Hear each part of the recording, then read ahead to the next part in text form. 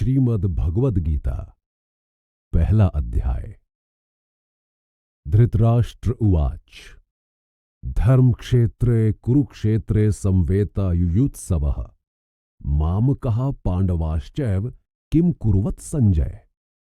पदच्छेद।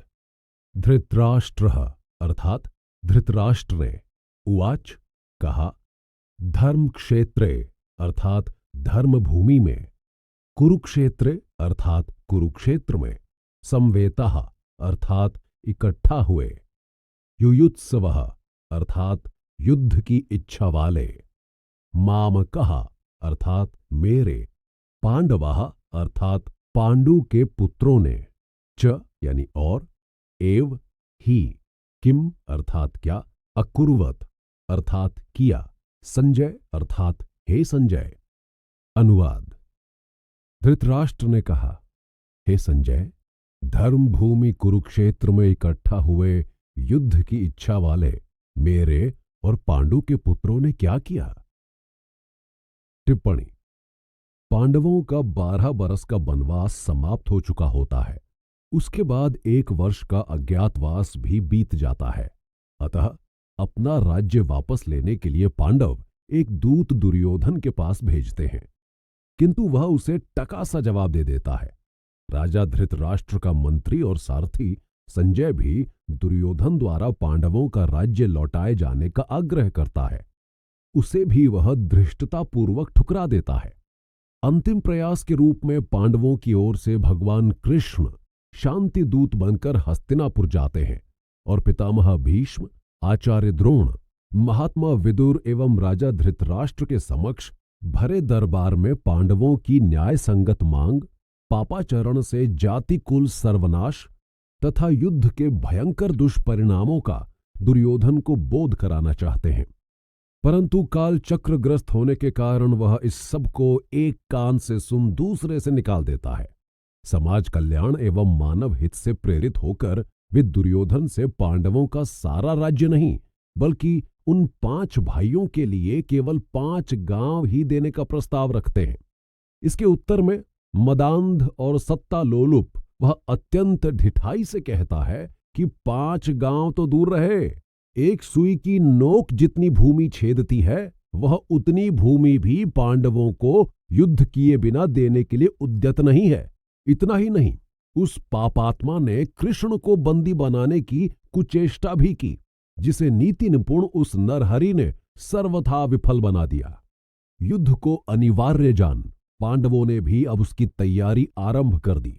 कुछ ही समय में दोनों पक्षों की सेनाएं अस्त्र शस्त्र से सुसज्जित हो कुरुक्षेत्र के विशाल भूखंड में एक दूसरे के सामने आ डटीं।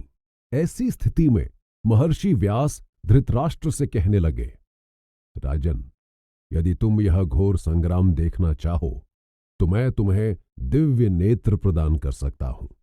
इस पर धृतराष्ट्र ने कहा, हे ब्रह्मर्षि श्रेष्ठ, मैं कुल के इस हत्याकांड को अपनी आंखों से देखना तो नहीं चाहता, परंतु युद्ध का सारा वृत्तांत भलीभांति सुनना अवश्य चाहता हूं।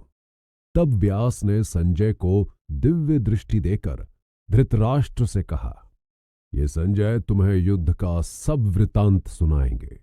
युद्ध की समस्त घटनाओं को ये प्रत्यक्ष देख सकेंगे। इनसे कोई भी बात छिपी न रह सकेगी। व्यास के चले जाने के बाद धृतराष्ट्र के पूछने पर संजय उन्हें पृथ्वी के विभिन्न द्वीपों का वृत्तांत सुनाते रहे। उसी में उन्होंने भारतवर्ष का भी वर्णन किया। तदनंतर जब कौरव पांडव युद्ध प्रारंभ हो गया और उसके 10वें दिन अर्जुन के बाणों से बुरी तरह घायल होकर भीष्म रणभूमि में रथ से नीचे गिर पड़े, तब संजय ने धृतराष्ट्र को अकस्मात भीष्म के पतन का समाचार सुनाया। यहां हम यह स्पष्ट कर दें कि भीष्म का पतन हुआ था, मरण नहीं। मार तो उन्हें कोई सकता ही नहीं था, क्योंकि उन्हें इच्छा मृत्यु का वरदान प्राप्त था। घायल होने पर भी शरशैया पर लेटे लेटे उन्होंने युद्ध के शेष 8 दिन का नरसंहार देखा। उसके उपरांत युधिष्ठिर का राज्याभिषेक हो जाने पर श्री कृष्ण के आग्रह से कई दिनों तक उन्होंने पांडवों को धर्म का उपदेश दिया। अंत में जब सूर्य उत्तरायण में आ गए, तब उन्होंने भगवान कृष्ण के सामने योग धारणा से शरीर त्याग दिया और दिव्य लोक में चले गए। अस्तु, भीष्म के धराशायी होने का समाचार सुनकर धृतराष्ट्र बड़े दुखी हुए। वे स्तब्ध से रह गए।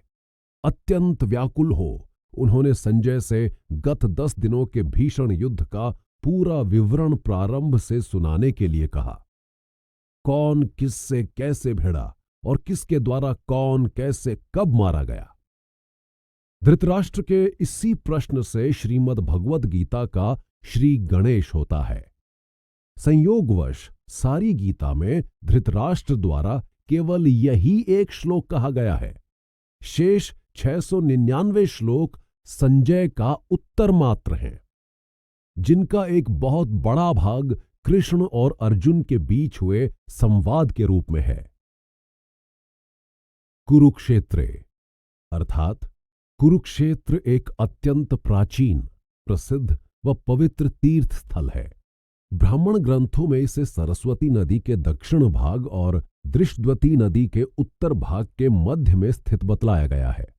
इसकी लंबाई चौड़ाई 5-5 योजन अर्थात 20-20 कोस थी।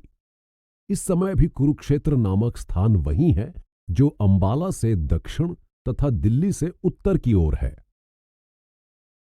धर्म क्षेत्रे अर्थात यहां कुरुक्षेत्र को धर्म क्षेत्र अर्थात पुण्य भूमि कहा गया है, क्योंकि अत्यंत प्राचीन काल में यह वैदिक संस्कृति का मुख्य केंद्र था। शतपथ ब्राह्मणादि शास्त्रों के अनुसार यहां अग्नि, इंद्र, ब्रह्मा आदि देवताओं ने एक विशाल यज्ञ किया था। उसके पश्चात महाराज कुरु ने भी यहां घोर तपस्या की थी, जिसके फलस्वरूप इस स्थान का नाम कुरुक्षेत्र पड़ा। इसकी पुण्यता तथा पवित्रता का अनुमान इसी से लगाया जा सकता है कि धार्मिक ग्रंथों ने यहां मरने वालों की उत्तम गति अर्थात मुक्ति होने का निर्देश किया है। और तो और जो यह केवल कह दे कि वह कुरुक्षेत्र जाएगा और वहां रहेगा, वह भी पाप मुक्त हो जाता है। इसकी धूलिका कण भी यदि कोई महापापी बस स्पर्श ही कर ले तो वह कण उसके लिए स्वर्ग हो जाता है। धृतराष्ट्र द्वारा कुरुक्षेत्र के लिए किसी अन्य विशेषण के स्थान पर केवल धर्म क्षेत्र ही को प्रयुक्त करना, और वह भी श्लोकों में, उससे पहले उसकी विचित्र मानसिक स्थिति का द्योतक है। उसे पता था कि कुरुक्षेत्र जैसे पुण्य स्थल में प्राणी की उपस्थिति मात्र ही उसमें सात्विक वृत्ति अंकुरित कर देती है। सो उसे भय था कि दुर्योधन जैसा दुष्ट और पापाचारी भी कभी वहां पहुंचकर सत्यनिष्ठ एवं धर्मपरायण न बन जाए और युद्ध करने के बजाय अच्छा खासा हथियाया हुआ राज्य कहीं पांडवों को वापस न कर दे। उधर पांडवों के बारे में यह सोचे बैठा था कि वो तो पहले ही से धर्मनिष्ठ तथा सदाचारी हैं, अतः कुरुक्षेत्र जाकर तो वे इतने सतोगुणी बन जाएंगे कि युद्ध को नितांत ग्रह्य एवं कुत्सित मान वैराग्य धारण कर एक बार फिर वे वनों को प्रस्थान कर जाएंगे। किंतु हुई दोनों में से कोई भी बात नहीं, क्योंकि अब तो उसे संजय से पता लग चुका है कि युद्ध न केवल आरंभ हो ही चुका है, अपितु उसे चलते चलते 10 दिन भी बीत चुके हैं। अतः एक ओर वह हृष्ट है तो दूसरी ओर खिन्न। माम कहा, इसका अर्थ है मेरे।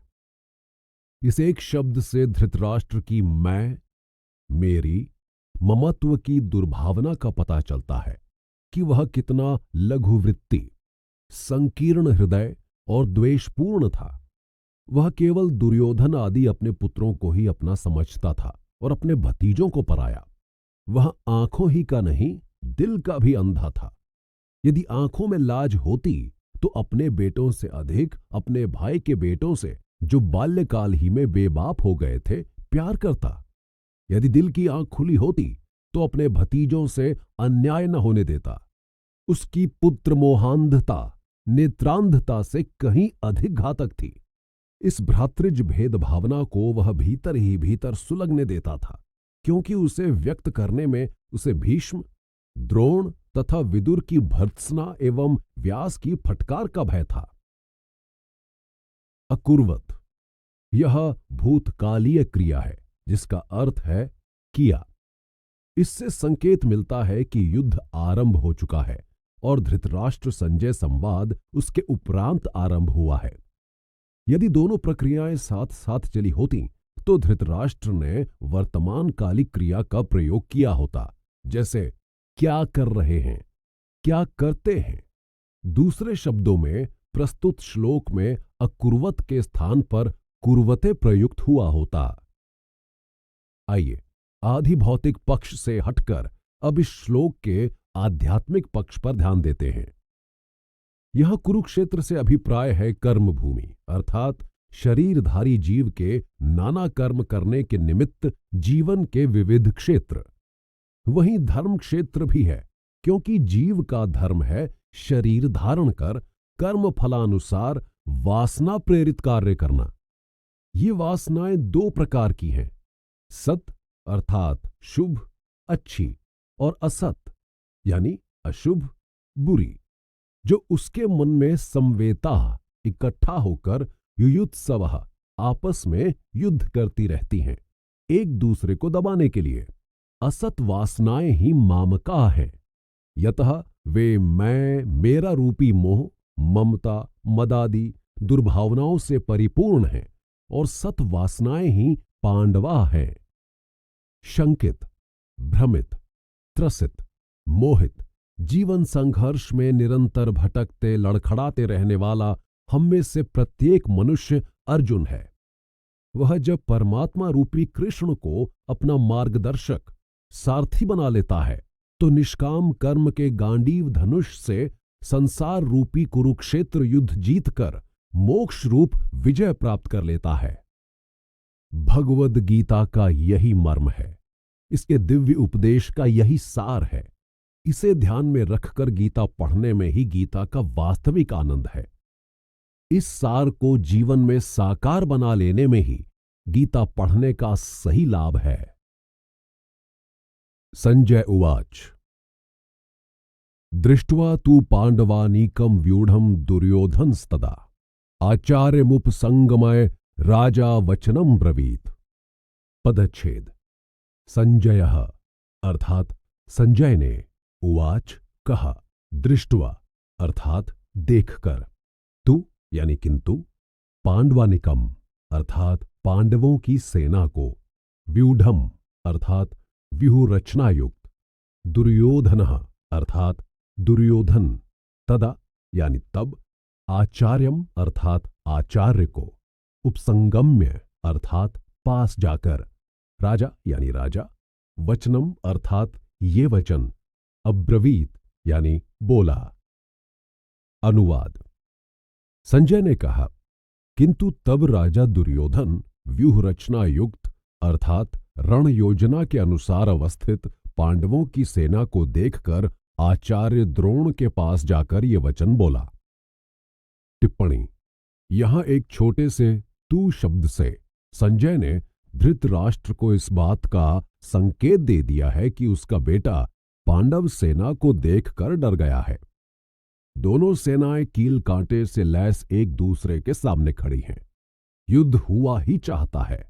ऐसी स्थिति में उसे युद्ध के विषय में यदि कोई बात करनी है तो उसे सेना अध्यक्ष भीष्म पितामह के पास जाना चाहिए, न कि गुरु द्रोण के पास। किंतु जैसे एक डरा हुआ बालक और सबको छोड़कर माता पिता ही के पास दौड़कर जाता है, वैसे ही दुर्योधन भी भीष्म आदि सबको छोड़कर अपने गुरु, जो पिता के समान होता है, उसके पास भागकर जाता है। संजय का दुर्योधन के लिए राजा की उपाधि का प्रयोग करना सर्वथा संगत है, क्योंकि अंधा होने के कारण धृतराष्ट्र तो नाम मात्र का राजा था। शासन का समस्त कार्य तो दुर्योधन ही करता था। फिर पुत्र के लिए एक सम्मान सूचक विशेषण कहकर पिता अर्थात धृतराष्ट्र को प्रसन्न करने का अभिप्राय भी तो संजय का हो सकता है। राजा होते हुए भी दुर्योधन स्वयं क्यों द्रोण के पास जाता है? उन्हें ही अपने पास क्यों नहीं बुला लेता? ऐसा तर्क युक्ति युक्त नहीं है। युद्ध अभी अभी छिड़ने ही जा रहा है। ऐसे गंभीर समय में योजनाबद्ध अवस्थित सेना के किसी भी भाग अथवा प्रभाग के प्रमुख अधिकारी को किसी भी कारणवश उसके स्थान से हटाना गड़बड़ी अथवा अव्यवस्था पैदा कर सकता है। फिर वयोवृद्ध और ज्ञान वृद्ध होने के साथ साथ द्रोणाचार्य गुरु होने के नाते भी तो आदर के पात्र हैं। इसके अतिरिक्त दुर्योधन को इस समय द्रोण से अपना मतलब पूरा करना है, इसलिए उन्हें सम्मान देकर उनका प्रिय पात्र बनना उसे अभीष्ट है, ताकि वे पांडवों से पूरे मनोबल, साहस एवं चातुर्य से युद्ध करें। इन सभी कारणों से दुर्योधन ने स्वयं ही द्रोण के पास जाना उचित समझा। पश्यैतां पाण्डुपुत्राणामाचार्य महतीं चमूं व्यूढ़ां द्रुपद पुत्रेण तव शिष्येण धीमता। पदच्छेद। पश्य यानी देखिए, एताम यानी इसको, पांडुपुत्राणाम अर्थात पांडु के पुत्रों की, आचार्य अर्थात हे आचार्य, महतीम यानी विशाल को, चमूम अर्थात सेना को, व्यूढ़ाम अर्थात व्यूहाकार रणनीति के अनुसार खड़ी की हुई को, द्रुपद पुत्रेण अर्थात द्रुपद के पुत्र द्वारा, तब यानी आपके, शिष्येण अर्थात शिष्य से, धीमता अर्थात बुद्धिमान से। अनुवाद। हे आचार्य, आपके बुद्धिमान शिष्य द्रुपद पुत्र धृष्टद्युम्न द्वारा व्यूहाकार अर्थात रण योजना के अनुसार खड़ी की हुई पांडु के पुत्रों की इस विशाल प्रबल सेना को देखिए। टिप्पणी। दुर्योधन दुरात्मा होने के साथ बड़ा चतुर कूटनीतिज्ञ भी है। धृष्टद्युम्न के प्रति प्रतिहिंसा तथा पांडवों के प्रति बुरी भावना जागृत करके वह द्रोणाचार्य को विशेष उत्तेजित करना चाहता है। इसीलिए उसने धृष्टद्युम्न को द्रुपद पुत्र एवं आपका बुद्धिमान शिष्य कहा है। इन शब्दों के द्वारा वह उन्हें स्मरण करा रहा है कि देखिए, द्रुपद ने आपके साथ पहले बुरा बर्ताव किया था और फिर उसने आपका वध करने के उद्देश्य से ही यज्ञ करके धृष्टद्युम्न को पुत्र रूप में प्राप्त किया था। वह इतना कुटिल है और आप इतने सरल हैं कि आपको मारने के लिए पैदा होकर भी उसने आप ही से धनुर्वेद की शिक्षा प्राप्त कर ली। फिर इस समय भी उसकी बुद्धिमानी देखिए कि उसने हम सबको छकाने के लिए कैसी सुंदर व्यूह रचना की है। उसी पुरुष को पांडवों ने अपना प्रधान सेनापति बनाया है। अब आप ही सोच लीजिए कि धृष्टद्युम्न तथा पांडवों के प्रति आपका क्या व्यवहार होना चाहिए। कौरव सेना 11 अक्षौहिणी थी और पांडव सेना केवल 7 ही अक्षौहिणी थी। फिर भी दुर्योधन ने पांडव सेना ही को महतीम अर्थात बड़ी, विशाल व शक्तिशाली बताया है। इसका मुख्य कारण है कि वह व्यूढ़ाम द्रुपद पुत्रेण है, यानी उसकी व्यूह रचना धृष्टद्युम्न द्वारा की गई है। यह एक सैनिक तथ्य है कि जिस सेना की साज सज्जा, भागानुरूप अवस्थिति व व्यूह रचना स्थान, समय व संसाधन को दृष्टि में रखकर कुशल संनेतृत्व में होती है, वह अपेक्षतया स्वल्प होने पर भी सफल रहती है। व्यूह विरचन एवं सैन्य विन्यास के क्षेत्र में धृष्टद्युम्न दोनों ही पक्षों में अग्रणी था। इस कला का अनुपम शिल्पी होने के कारण ही पांडवों ने अपनी अल्पसंख्यक सेना का उसे कर्णधार बनाया था। उसने पांडव सेना का अवस्थापन वज्र व्यूह में किया था, जिससे संख्या में बहुत कम होने पर भी वह दुर्योधन को महती बहुत बड़ी मालूम होती थी। कहना ना होगा कि अपेक्षतया सुव्यवस्थित होने के कारण वह अधिक शक्तिशालिनी थी। जैसे एक बिच्छू अपने प्राणत्राता को भी डंक मारने से नहीं चूकता, वैसे ही दुर्योधन भी अपने शिक्षक व संरक्षक द्रोण का अपमान तथा उपहास करने से नहीं चूकता। यह आशय भी इस श्लोक से ध्वनित होता है। सीधे शब्दों में उसका अभिप्राय है कि हे गुरो, अपने शत्रु पुत्र जिसके द्वारा आपकी मृत्यु बदी है, उस धृष्टद्युम्न को तथा जिन पर आपका सदा विशेष स्नेह एवं मोह बना रहा है, उन पांडु पुत्रों को आपने अतीव लगन, प्रेम व चाव से अस्त्र शस्त्र विद्या सिखाई है।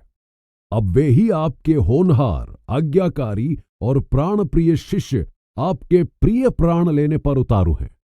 क्या अब भी आपको अपनी मूर्खता पर पश्चाताप नहीं होता कि आपने इन कृतघ्नों को शिष्य बनाने की भूल क्यों की? अत्र शूरा महेशवासा भीमार्जुन समायुधि युयुधानो विराटश्च द्रुपदश्च महारथा धृष्टकेतुश्चेकितानः काशीराजश्च वीर्यवान् पुरुजित कुन्तिभोजश्च शव्यश्च नरपुंगवः युधामन्युश्च विक्रांत उत्तमौजाश्च वीर्यवान् सौभद्रो द्रौपदेयाश्च सर्व एव महारथा। पदच्छेद। अत्र यानी इस पांडव सेना में शूरः अर्थात बहुत से शूरवीर, महिष्वासः अर्थात बड़े बड़े धनुर्धारी, भीमार्जुन समः अर्थात भीम व अर्जुन के समान, युधि अर्थात युद्ध में, युयुधानः अर्थात युयुधान सात्यकी, विराटः अर्थात विराट, च यानी और, द्रुपदः अर्थात राजा द्रुपद, महारथः अर्थात महारथी, धृष्टकेतुः अर्थात धृष्टकेतु, चेकितानः यानी चेकितान, काशीराजः अर्थात काशीराज, च यानी तथा, वीर्यवान अर्थात बलवान, पुरुजित अर्थात पुरुजित, कुंतिभोजः यानी कुंतिभोज, शव्यः अर्थात शव्य, नरपुंगवः अर्थात मनुष्यों में श्रेष्ठ, युधामन्युः अर्थात युधामन्यु, च यानी और, विक्रांतः अर्थात पराक्रमी, उत्तमौजः अर्थात उत्तमौजा, च यानी और, वीर्यवान बलवान, सौभद्रः अर्थात सुभद्रा पुत्र अभिमन्यु, द्रौपदेयः अर्थात द्रौपदी के 5 पुत्र, च यानी तथा, सर्वे सब, एव ही, महारथः अर्थात महारथी। अनुवाद। इस पांडव सेना में बड़े बड़े धनुर्धारी तथा युद्ध में भीम और अर्जुन के समान शूरवीर युयुधान अर्थात सात्यकी और विराट तथा महारथी राजा द्रुपद, धृष्टकेतु और चेकितान तथा बलवान काशीराज, पुरुजित, कुंतिभोज और मनुष्यों में श्रेष्ठ शव्य, पराक्रमी युधामन्यु तथा बलवान उत्तमौजा, सुभद्रा पुत्र अभिमन्यु एवं द्रौपदी के 5 पुत्र, ये सभी महारथी हैं। टिप्पणी। पांडव सेना की व्यूह रचना द्रोणाचार्य को दिखलाने के बाद अब दुर्योधन इन 3 श्लोकों द्वारा उसके प्रमुख महारथियों के नाम बतलाता है। युयुधान, अर्जुन के शिष्य सात्यकी का ही दूसरा नाम युयुधान था। यह यादव वंशीय राजा शिनी का पुत्र था और महाभारत युद्ध के उपरांत यादवों के गृह युद्ध में मारा गया था। विराट, यह मत्स्य देश का राजा था। पांडवों ने अपने अज्ञातवास का 1 वर्ष इसी के यहां बिताया था। इसकी पुत्री उत्तरा का विवाह अर्जुन के पुत्र अभिमन्यु के साथ हुआ था। द्रुपद, यह पांचाल देश के राजा श्रित का पुत्र और धृष्टद्युम्न तथा द्रौपदी का पिता था। महाभारत युद्ध में यह द्रोण के हाथों मारा गया था। धृष्टकेतु, यह चेदी देश के राजा शिशुपाल का पुत्र था। यह भी महाभारत युद्ध में द्रोण द्वारा मारा गया था। चेकितानः, यह एक वृषणी वंशीय यादव और बड़ा शूरवीर योद्धा था। पांडवों की 7 अक्षौहिणी सेना के 7 सेनापतियों में से यह भी एक था और युद्ध में दुर्योधन के हाथों मारा गया था। काशीराज, काशी का राजा। इसके नाम का ठीक पता नहीं लगता। कहीं ये सेनाविंदु है, कहीं क्रोधहंता और कहीं अभिभू। पुरुजित कुंतिभोजश्च, पुरुजित और कुंतिभोज, ये दोनों कुंती के भाई थे और इस प्रकार युधिष्ठिर आदि पांडवों के मामा लगे। इन दोनों को भी युद्ध में द्रोणाचार्य ने मारा था। शव्य, यह युधिष्ठिर का श्वसुर था और इसकी पुत्री का नाम देविका था। युधामन्युश्च उत्तमौजा, युधामन्यु और उत्तमौजा ये दोनों भाई थे और पांचाल देश के राजकुमार थे। अति पराक्रमी होने के कारण इन्हें आरंभ में अर्जुन के रथ के पहियों की रक्षा करने के लिए नियुक्त किया गया था। ये दोनों ही रात को सोते हुए अश्वत्थामा द्वारा मारे गए थे। सौभद्र, सुभद्रा का पुत्र अभिमन्यु, यह अर्जुन का पुत्र और परीक्षित का पिता था। यह असाधारण पराक्रमी, अनन्य शूरवीर एवं उद्भट योद्धा था।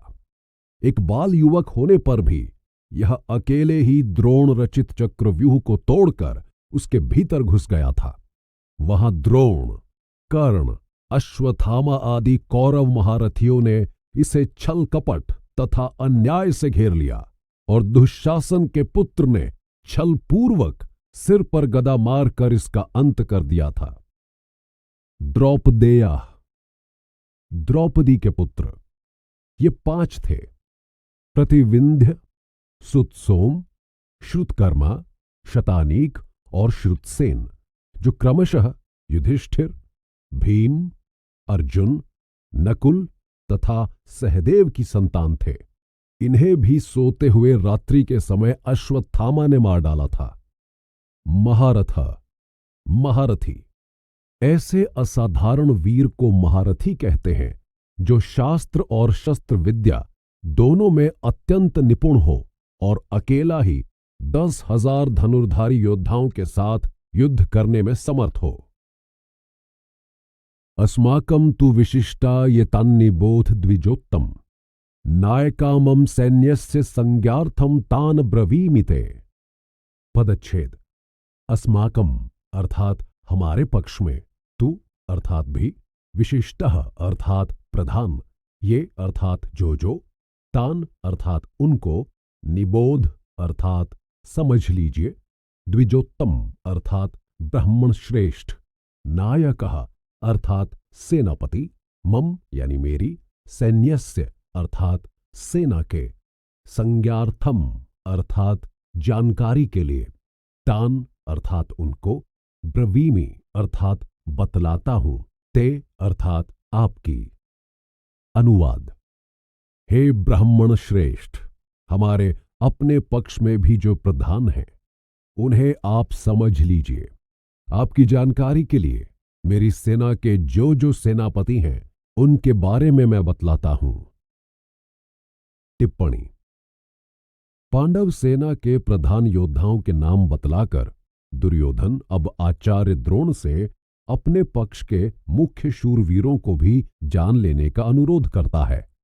दुर्योधन के मुंह से निकला हुआ होने के कारण इस अनुरोध का प्रच्छन्न अर्थ है कि युद्ध विद्या में आप चाहे कितने भी निपुण क्यों ना हो, फिर भी आप मूलतः एक ब्राह्मण ही हैं जो शांति प्रिय यानी भीरू अथवा कायर होता है। अतः पांडव सेना से भयभीत हो जाना आपके लिए स्वाभाविक है, किंतु घबराने या दिल छोटा करने की कोई बात नहीं, क्योंकि हमारी सेना में भी अनेक मूर्धन्य पराक्रमी हैं जिनके नाम अब मैं आपको बतलाने जा रहा हूं। भवान भीष्मश्च कर्णश्च कृपश्च समितिञ्जयः अश्वत्थामा विकर्णश्च सौमदत्तिस्तथैव च। पदच्छेद। भवान यानी आप, भीष्मः अर्थात भीष्म, च यानी और, कर्णः अर्थात कर्ण, कृपः अर्थात कृप, च यानी और, समितिञ्जयः अर्थात संग्राम विजयी, अश्वत्थामा अर्थात अश्वत्थामा, विकर्णः अर्थात विकर्ण, च यानी तथा, सौमदत्तिः अर्थात सोमदत्त का पुत्र, तथा यानी वैसे, एव ही, च और। अनुवाद। आप द्रोणाचार्य और पितामह भीष्म तथा कर्ण एवं संग्राम विजयी कृपाचार्य तथा वैसे ही शूरवीर अश्वत्थामा, विकर्ण और सोमदत्त का पुत्र भूरिश्रवा। टिप्पणी। दुर्योधन के हृदय में चोर था। उसे एकदम खटका लगा कि कहीं अनावश्यक व अपशब्द बोलकर उसने आचार्य का उपहास अथवा अपमान तो नहीं कर दिया है। अतः उसने अब उन्हें मक्खन लगाना शुरू कर दिया। इस उद्देश्य से अपने पक्ष के प्रमुख योद्धाओं की गणना करने में उसने उनका उल्लेख सेना अध्यक्ष और पितामह भीष्म से भी पहले किया। इतना ही नहीं, उनके साले कृपाचार्य तथा उनके पुत्र अश्वत्थामा के भी उसने नाम गिनवाए। और तो और कृपाचार्य के लिए तो उसने युद्ध को जीतने वाला ये विशेषण भी प्रयुक्त कर दिया, क्योंकि उसे मनुष्यों की इस दुर्बलता का पता था कि सारी खुदाई एक तरफ, जोरू का भाई एक तरफ। श्रीमद् भगवत गीता के कुछ संस्करण में सौमदत्तिस्थैवचा के स्थान पर सौमदत्तिर जयद्रथ ऐसा पाठ है, अर्थात इस प्रकरण में अन्य वीरों के साथ वे जयद्रथ की भी गणना करते हैं। कर्णः, यह कुंती पुत्र और पांडवों का सौतेला भाई था, जिसका सूर्यदेव के प्रभाव से कुंती की कुमारी अवस्था में ही जन्म हो गया था। इसने परशुराम तथा द्रोणाचार्य से शस्त्र विद्या सीखी थी। यह अद्वितीय योद्धा, अनुपम दानी तथा अनन्य मित्र भक्त था। दुर्योधन से इसकी प्रगाढ़ मैत्री थी, जिसके कारण इसे अंग देश का राज्य मिल गया था। द्रोणाचार्य के बाद महाभारत युद्ध में 2 दिन तक कौरव सेनापति रहकर यह अर्जुन द्वारा मारा गया था। कृपः, कृपाचार्य जो द्रोण के साले थे। ये वेद शास्त्र के ज्ञाता, धर्मात्मा तथा धुरंधर धनुर्धारी थे। द्रोणाचार्य से पूर्व कौरव पांडवों के ये ही गुरु थे। समस्त कौरव वंश के नाश हो जाने पर भी ये जीवित रहे और अभिमन्यु पुत्र परीक्षित को अस्त्र विद्या सिखाई। विकर्णः, यह दुर्योधन का छोटा भाई था और अतीव धर्मात्मा तथा वीर था।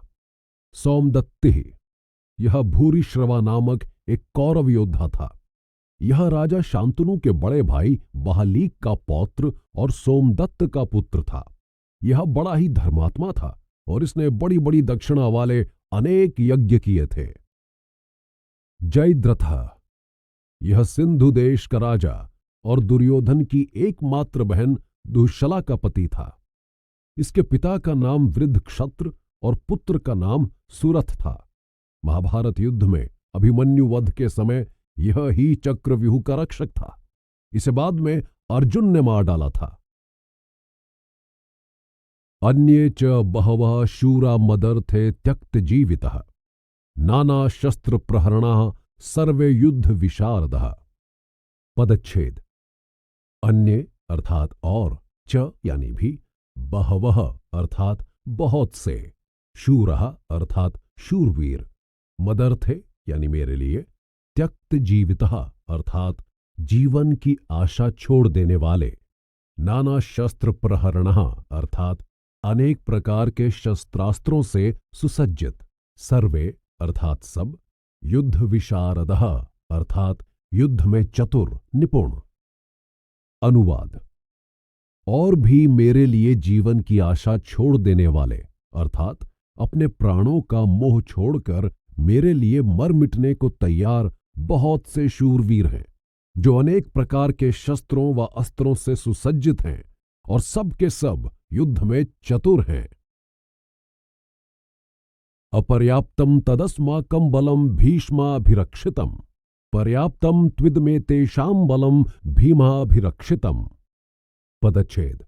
अपर्याप्तम अर्थात असीमित, अजेय, तत् यानी वह, अस्माकं अर्थात हमारी, बलम अर्थात सेना, भीष्माभिरक्षितम अर्थात भीष्म द्वारा रक्षित, पर्याप्तम अर्थात सीमित, सुजेय, तु अर्थात परंतु, इदम यानी यह, एतेषाम अर्थात इन पांडवों की, बलम अर्थात सेना, भीमाभिरक्षितम अर्थात भीम द्वारा रक्षित।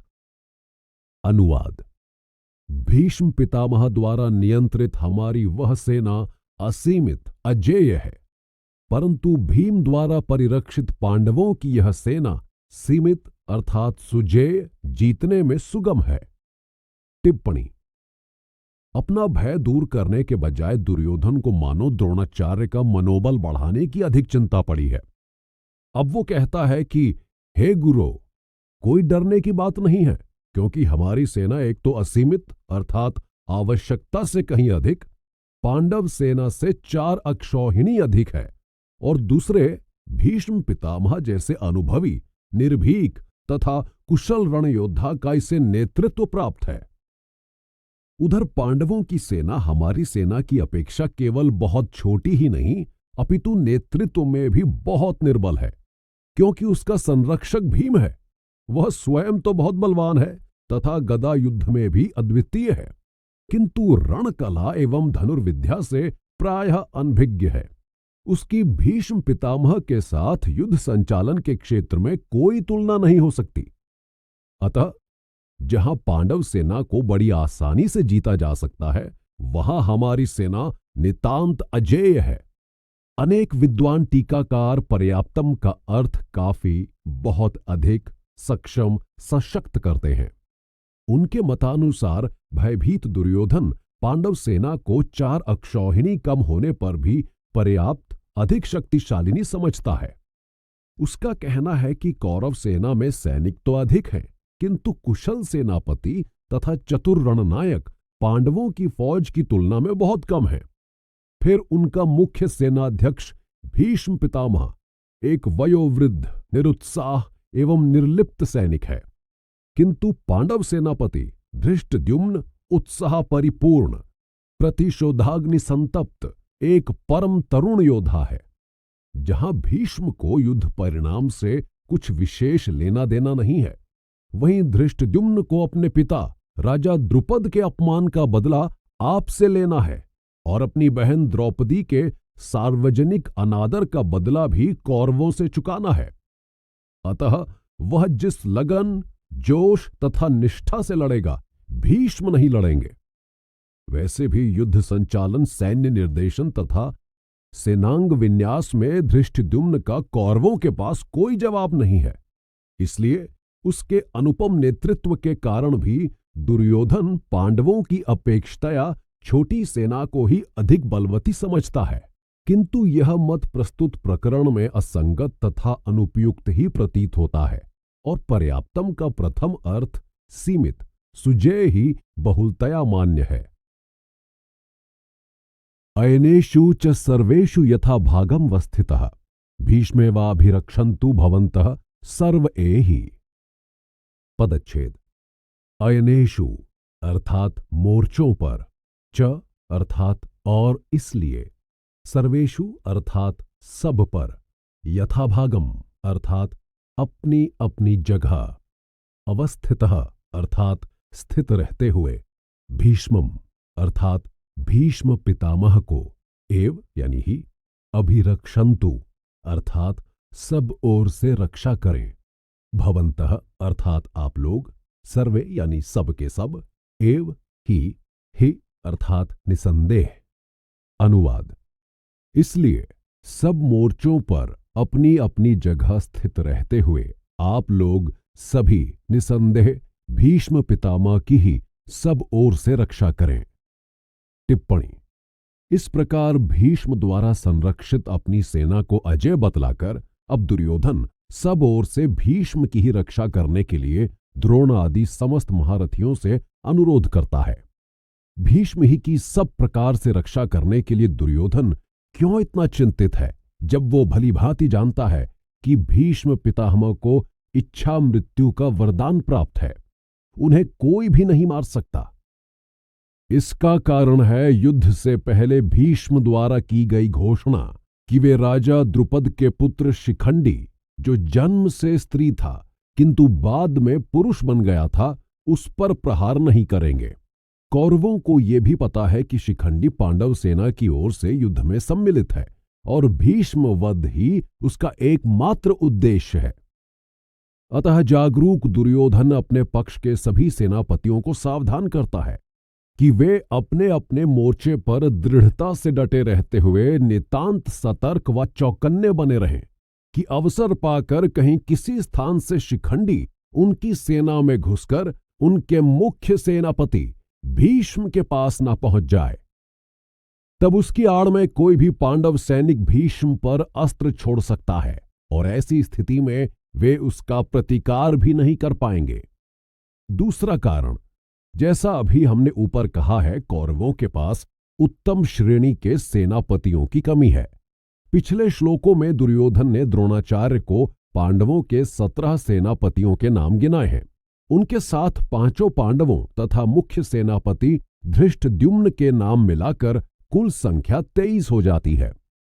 इसके विपरीत अपने पक्ष के तो वह जयद्रथ समेत भी केवल 8 ही नाम गिना पाया है। इसका अर्थ हुआ कि पांडवों की तुलना में कौरवों के लिए एक सेनापति का मूल्य और महत्व कहीं अधिक है, और भीष्म तो मुख्य सेनापति हैं। अतः उनकी जान के लिए तो सभी को पूरी तरह अपनी जान लड़ा देनी चाहिए। एक कारण और भी है। आजकल क्रिकेट के खेल में देखा जाता है कि प्रारंभिक बल्लेबाज के जल्दी उड़ जाने पर शेष खिलाड़ियों का मनोबल बुरी तरह दुष्प्रभावित हो जाता है और पारी के शीघ्र ही सिमट जाने का भय रहता है। इसी प्रकार दुर्योधन भी अपने प्रारंभिक सेनापति से एक लंबी इनिंग्स पारी खेलने की अपेक्षा करता है, ताकि शेष सेनापतियों एवं सैनिकों का साहस बना रहे। ऐसा तभी हो सकता है जब सभी महारथी एवं सैनिक गण हर संभव रीति से भीष्म की रक्षा करने पर जुट जाएं। तस्य संजनयन हर्षम कुरु वृद्ध पितामह सिंहनादम विन्द्योच्चहि शंखम दधमौ प्रतापवान। पदच्छेद। तस्य अर्थात उस दुर्योधन के हृदय में, संजनयन अर्थात उत्पन्न करते हुए, हर्षम यानी प्रसन्नता को, कुरुवृद्ध अर्थात कौरवों में वृद्ध, पितामह अर्थात पितामह भीष्म ने, सिंहनादम अर्थात शेर की दहाड़ के समान, विनद्य अर्थात गरज कर, उच्चहि अर्थात ऊंचे स्वर से, शंखम अर्थात शंख को, दधमौ अर्थात बजाया, प्रतापवान यानी बड़े प्रतापी। अनुवाद। कुरुकुल में बड़े अर्थात वृद्ध, महान प्रतापी पितामह, पितामह अर्थात दादा भीष्म ने उस दुर्योधन के मन में प्रसन्नता उत्पन्न करते हुए बड़े ऊंचे स्वर से शेर की दहाड़ के समान गरज कर अपना शंख बजाया। टिप्पणी। भीष्म ने अपनी तीक्ष्ण दृष्टि तथा विलक्षण प्रतिभा से दूर से ही भांप लिया कि दुर्योधन पांडव सेना को देखकर बड़ा चकित व चिंतित है, और द्रोणाचार्य उसकी बातों में कोई रुचि न लेने के कारण उदासीन मुद्रा में है। अपने पौत्र की यह दयनीय अवस्था देख पितामह का हृदय द्रवित हो उठा। उसे स्वस्थ चित्त एवं आश्वस्त करने के लिए कि उसकी भीति व शंका निर्मूल है, क्योंकि कौरव दल सब प्रकार से सन्नद्ध एवं समर्थ है, उन्होंने अखंड वीर्योचित आत्मविश्वास तथा निर्भीकता के साथ शंख की सिंहध्वनि की। इससे दुर्योधन का गिरता मनोबल तो उभरा ही, साथ में उसकी रण कामना भी पूरी हो गई, क्योंकि यह शंखनाद ही युद्धारंभ का अग्रदूत था। यहां यह द्रष्टव्य है कि भीष्म शंखनाद के रूप में युद्ध का आह्वान कौरव पक्ष ही की ओर से हुआ है, अर्थात एक बार फिर कौरवों ही ने पांडवों पर आक्रमण किया है। ततः शंखाश्च भैर्यश्च पणवानक गोमुखा सहिसैवाभ्य हन्यन्त स शब्दस्तुमुलो भवत। पदच्छेद। ततः अर्थात उसके उपरांत, शंखः अर्थात शंख, च अर्थात और, भैर्यः अर्थात नगारे, च यानी तथा, पणवानक गोमुखः अर्थात ढोल, मृदंग और नरसिंघे आदि बाजे, सहसा अर्थात एक साथ, एव यानी ही, अभ्यहन्यन्त अर्थात बज उठे, सह अर्थात वह, शब्दः अर्थात शोर, तुमुलः अर्थात बड़ा भयंकर, अभवत यानी हुआ। अनुवाद। उसके उपरांत शंख और नगाड़े तथा ढोल, मृदंग एवं नरसिंघे आदि बाजे एक साथ ही बज उठे। उनका वह शब्द अर्थात शोर बड़ा ही भयंकर हुआ। टिप्पणी। आरंभ में धृतराष्ट्र ने पूछा था कि युद्ध के लिए एकत्र होने के बाद मेरे और पांडु के पुत्रों ने क्या किया। इसके उत्तर में संजय ने अब तक कौरव पक्ष वालों की बात सुनाई है। अब अगले 5 श्लोकों में वे पांडव पक्ष की बात बतलाते हैं। श्वेतैर्ह्यैर्युक्ते महति स्यंदने स्थितौ माधव पांडवश्चैव दिव्यो शंखो प्रधत्मतु। पदच्छेद। ततः अर्थात इसके अनंतर, श्वेत ही अर्थात सफेद से, यही अर्थात घोड़ों से, युक्ते अर्थात युक्त में, महति अर्थात उत्तम विशाल में, स्यंदने अर्थात रथ में, स्थितौ अर्थात बैठे हुए, माधव अर्थात श्री कृष्ण, पांडव अर्थात अर्जुन, च अर्थात और, एव अर्थात भी, दिव्यो अर्थात अलौकिक को, शंखौ अर्थात शंखों को, प्रदध्मतुः अर्थात बजाया। अनुवाद। इसके अनंतर सफेद घोड़ों से युक्त अर्थात जुड़े हुए उत्तम, श्रेष्ठ तथा विशाल रथ में बैठे हुए श्री कृष्ण और अर्जुन ने भी अपने अपने अलौकिक शंख बजाए। पंचजन्यम ऋषिकेशो देवदत्तम धनंजयः पौंड्रम दध्मो महाशंखम भीमकर्म वृकोदरः। पदच्छेद। पांचजन्यम अर्थात पांचजन्य को, ऋषिकेशः अर्थात इंद्रियों के स्वामी श्री कृष्ण ने, देवदत्तम अर्थात देवदत्त को, धनंजयः अर्थात अपार शत्रु धन जीतने वाले अर्जुन ने, पौंड्रम अर्थात पौंड्र को, दध्मौ अर्थात बजाया, महाशंखम अर्थात बड़े आकार वाले शंख को, भीमकर्मा अर्थात भयानक कर्म करने वाला, वृकोदरः अर्थात भीम ने। अनुवाद। इंद्रियों के स्वामी श्री कृष्ण ने अपने पांचजन्य नामक शंख को, अपार शत्रुओं की धनराशि जीतने वाले अर्जुन ने अपने देवदत्त नामक शंख को, और भयानक कर्म करने वाले भीम ने अपने पौंड्र नामक विशाल शंख को बजाया। टिप्पणी। वृकोदरः, इसका अर्थ है भेड़िए जैसे पेट वाला।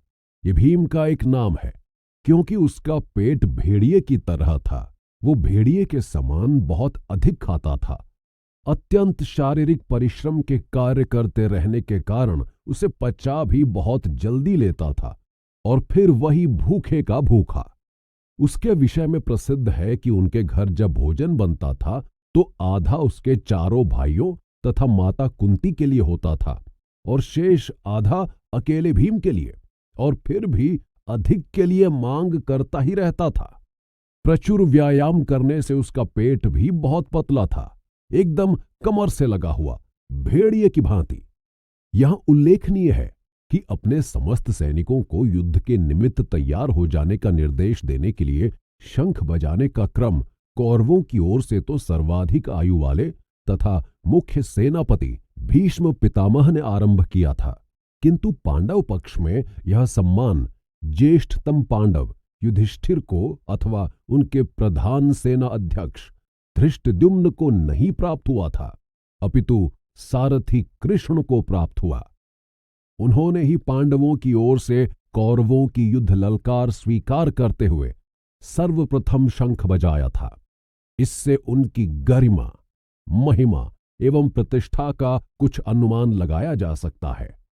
वे एक धुरी अथवा केंद्र बिंदु थे जिसके चारों ओर सकल पांडव दल नृत्य करता था और पग पग पर मार्गदर्शन हेतु उनकी ओर ही उन्मुख रहता था। अनंत विजयम राजा कुंती पुत्रो युधिष्ठिरः नकुलः सहदेवश्च सुघोषमणि पुष्पकौ। पदच्छेद।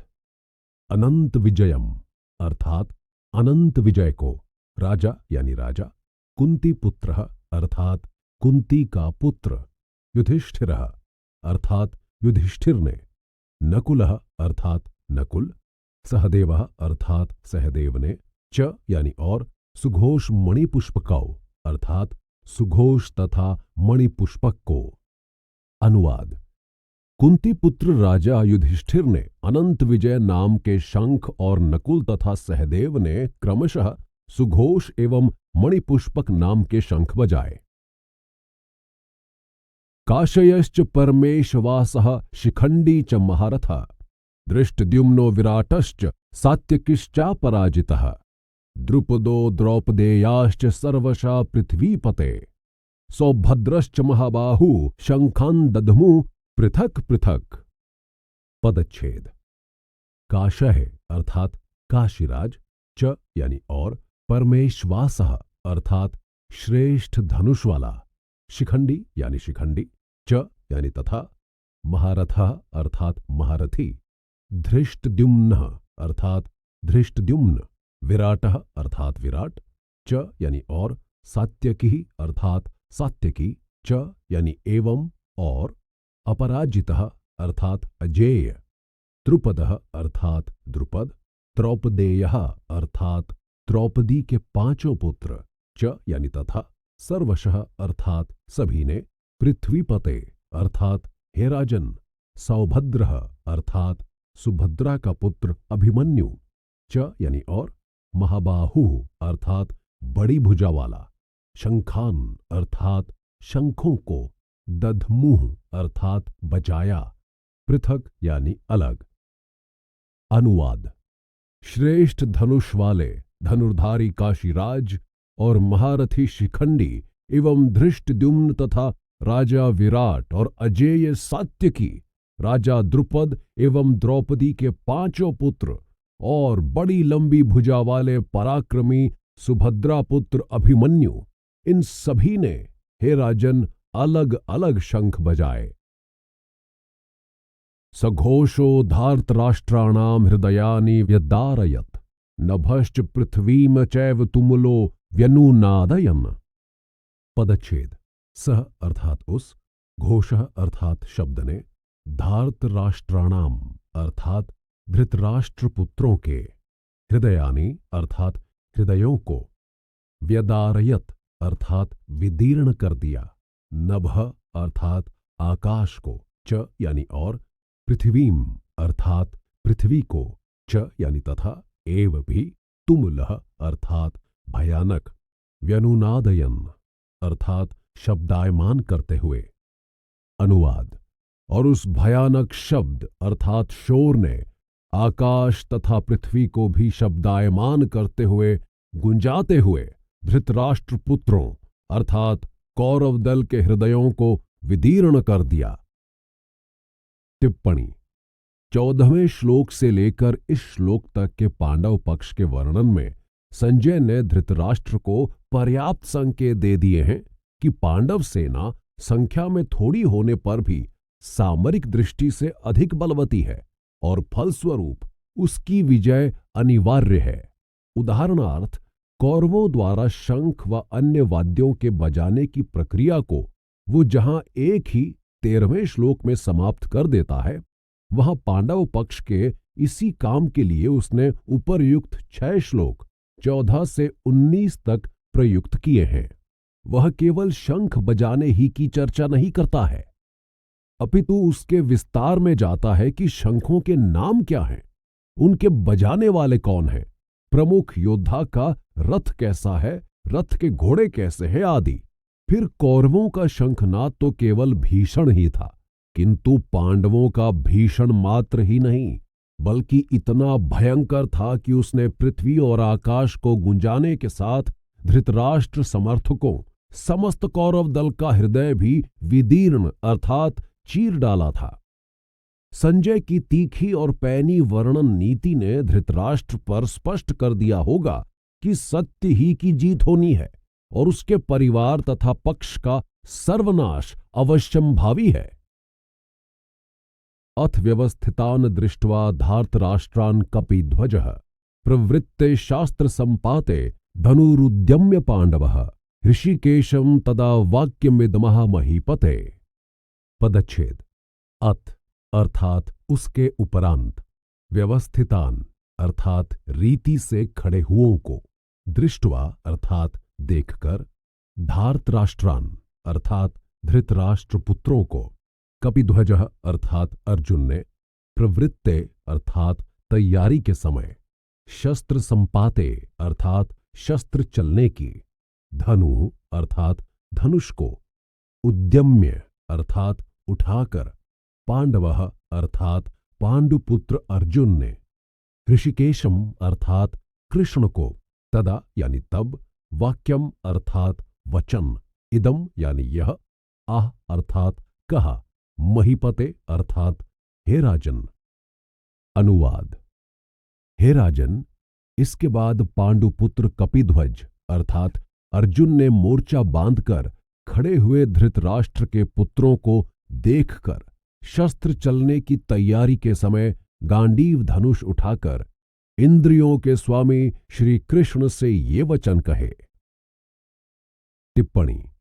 जैसे नृत्य सभा में किसी नृत्य को देखकर एक नचनिए अर्थात नर्तक के पैरों में स्वतैव थरथराहट सी आ जाती है और वह स्वयं भी नाचने के लिए आतुर हो उठता है, अथवा किसी संगीत सभा में कोई गाना सुनते ही एक गवैये अर्थात गायक के गले में अपने आप ही गुनगुनाहट सी होने लगती है और वह स्वयं भी गाने के लिए व्याकुल हो जाता है, वैसे ही अपने सामने सजी धजी युद्ध के मोर्चों पर तैयार खड़ी शत्रु सेना को देखकर रणबांकुरे अर्जुन के भी मन में वीर रस का उद्रेक हो गया और बरबस उसका हाथ गांडीव धनुष पर जा पड़ा।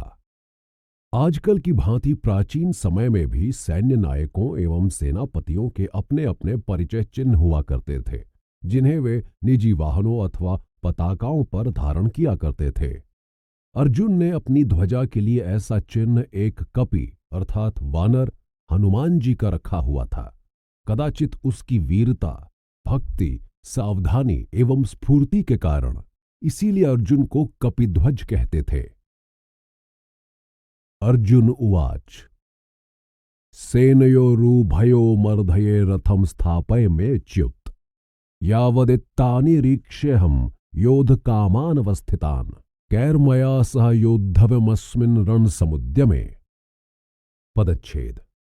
अर्जुनः अर्थात अर्जुन ने, उवाच कहा, सैन्योः अर्थात सेनाओं के, उभयोः अर्थात दोनों के, मध्य अर्थात बीच में, रथम यानी रथ को, स्थापय अर्थात खड़ा कर दीजिए, में मेरे, अच्युत अर्थात हे अमर नित्य, यावत अर्थात ताकि जब तक की, एतान अर्थात इनको, निरीक्षे अर्थात अच्छी प्रकार देख लूं, अहम यानी मैं, योद्धुकामान अर्थात युद्ध की कामना वालों को, अवस्थितान अर्थात स्थित हुओं को, कई अर्थात किन से, मया यानी मुझे, सह यानी साथ, योद्धव्यम अर्थात युद्ध करना है, अस्मिन यानी इसमें, रण समुद्यमे अर्थात युद्ध के व्यापार विकट प्रसंग में। अनुवाद।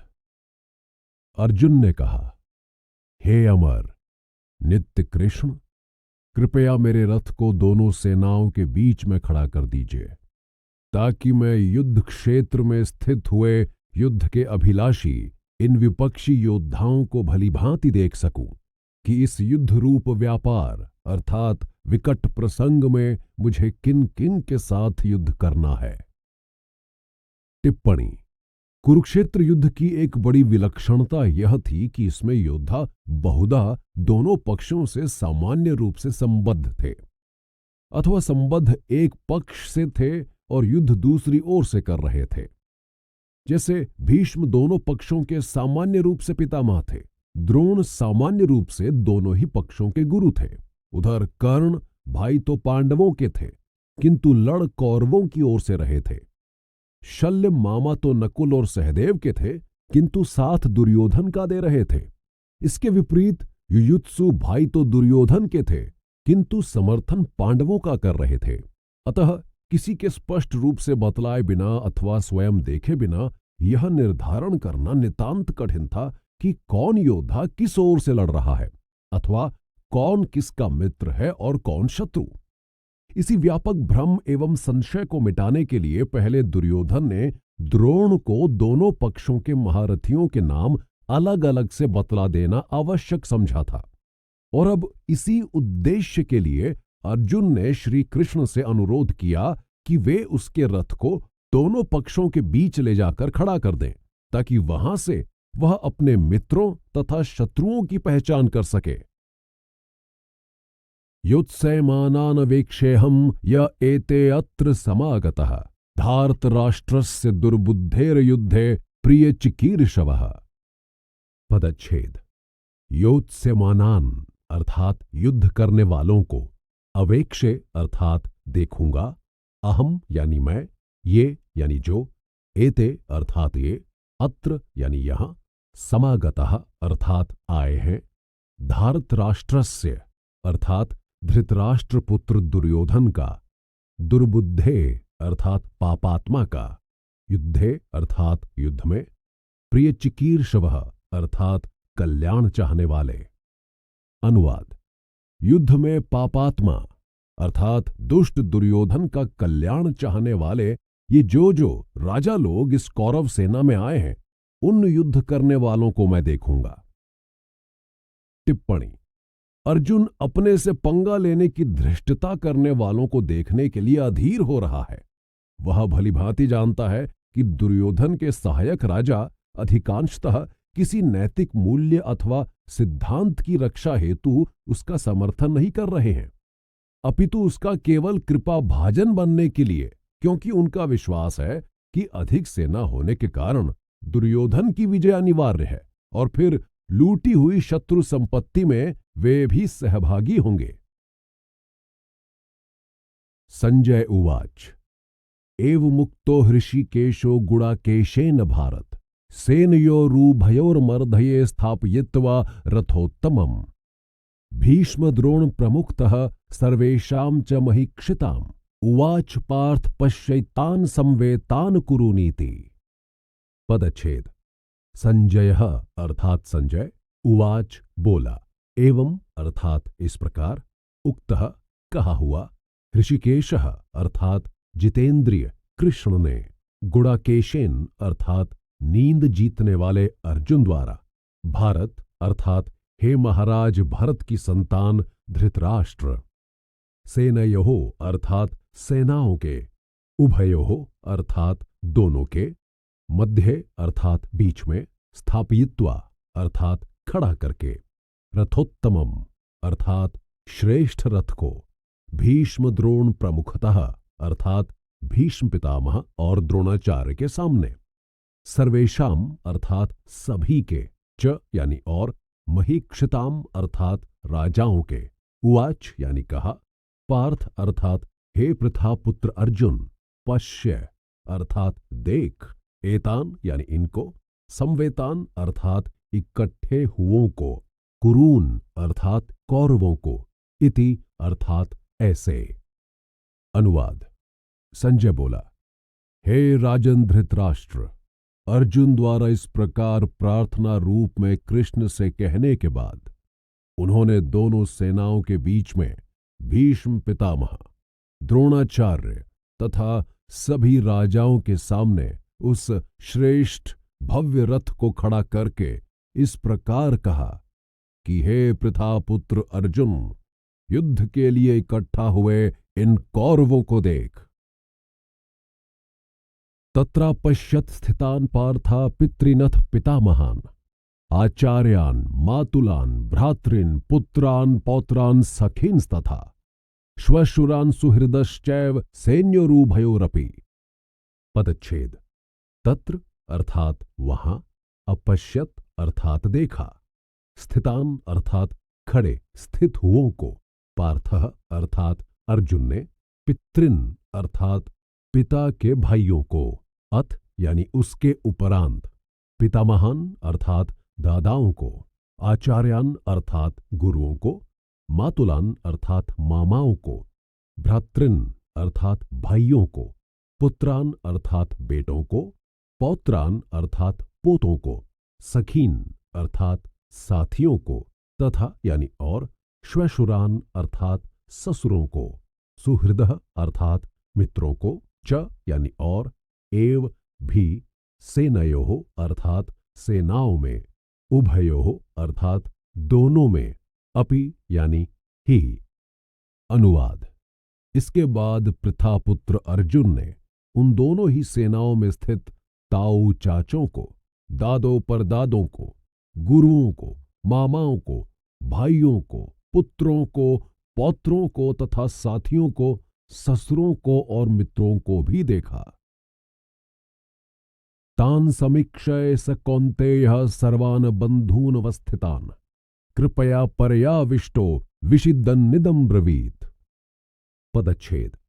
तान अर्थात उनको, समीक्ष्य अर्थात देखकर, सह यानी वह, कौन्तेयः अर्थात कुंती पुत्र अर्जुन, सर्वान यानी सबको, बंधून अर्थात बंधुओं को, अवस्थितान अर्थात खड़े हुओं को, कृपया अर्थात करुणा से, परया अर्थात अत्यंत से, आविष्टः अर्थात युक्त हुआ, विषीदन अर्थात शोक करता हुआ, इदम अर्थात इसको, अब्रवीत यानी बोला।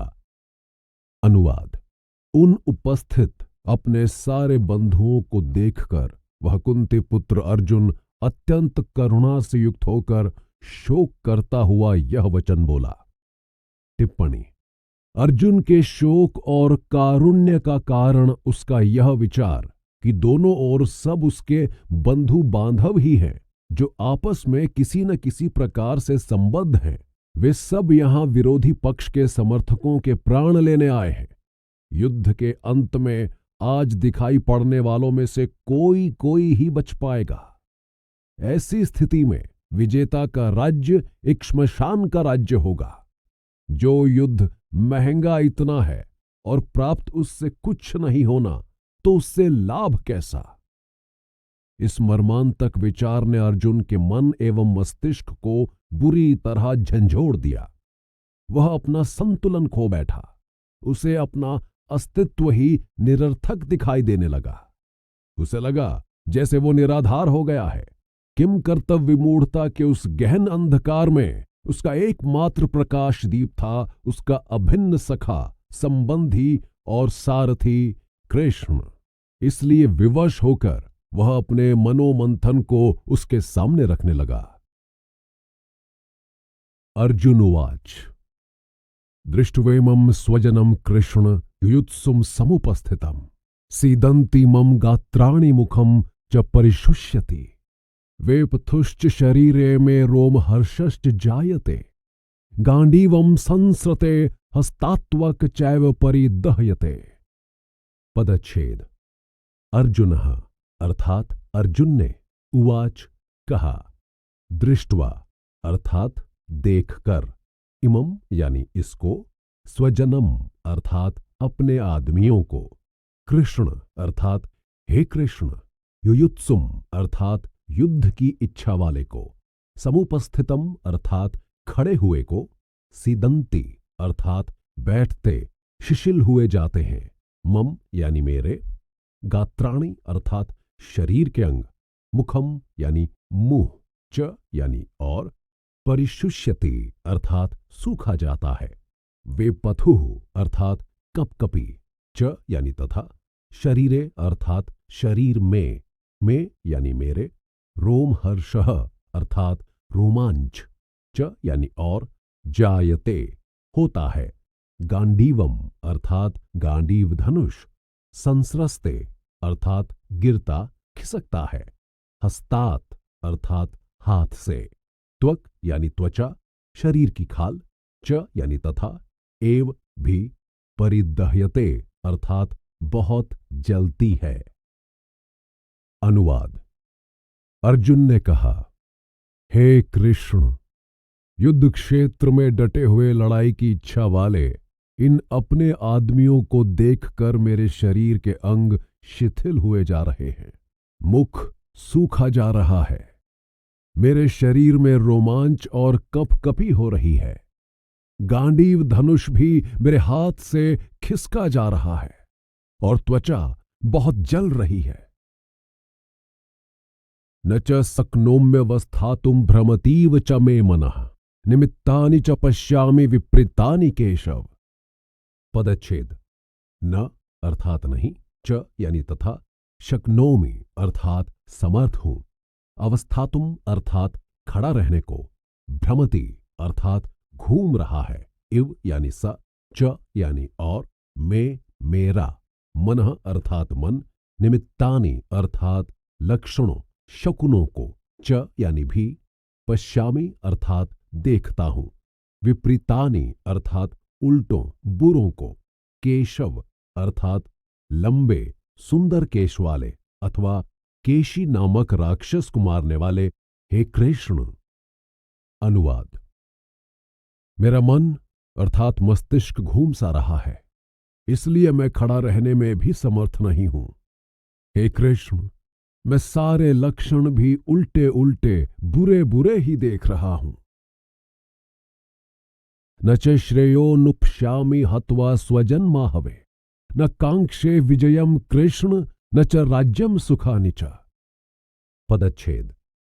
न यानी नहीं, च यानी और, श्रेयः अर्थात कल्याण, अनुपश्यामि अर्थात देखता हूं, हत्वा यानी मारकर, स्वजनम अर्थात अपने आदमियों को, आहवे अर्थात युद्ध में, न यानी नहीं, कांक्षे चाहता हूं, विजयम अर्थात जीत को, कृष्ण अर्थात हे कृष्ण, न यानी नहीं, च यानी तथा, राज्यम अर्थात राज्य को, सुखानि अर्थात सुखों को, च यानी भी। अनुवाद। अपने आदमियों को युद्ध में मारने में मुझे कोई भलाई नहीं दिखाई पड़ती। हे कृष्ण, मुझे जीत, राज्य अथवा सुख वैभव कुछ भी नहीं चाहिए।